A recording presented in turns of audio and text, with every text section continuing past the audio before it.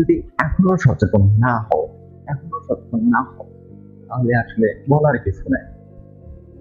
আমি স্টুডেন্ট ছিলাম, আছি, আমি জানি যে তোমাদের সিলেবাস এখনো কমপ্লিট হয়নি। গ্যারান্টি দিয়ে বলতেছি, গ্যারান্টি তোমাদের সিলেবাস কমপ্লিট হয়নি।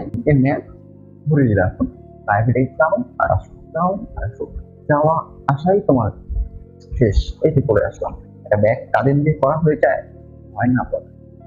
পড়া নিজের মধ্যে ধারণ করতে হয় যে আমি এটা করবো, আমি এটা শেষ করব, আমি এটা পারি, আমার দ্বারা এটা সম্ভব। ধরে নিচ্ছি 10 মিনিটেই একটা পৃষ্ঠা পড়া হয়ে যায়, তাহলে আমরা যদি 10 10 10 20 মিনিট করে দুইটা পৃষ্ঠা, দুইটা বা দুইটা পেজ একদিনে শেষ দিতে পারি।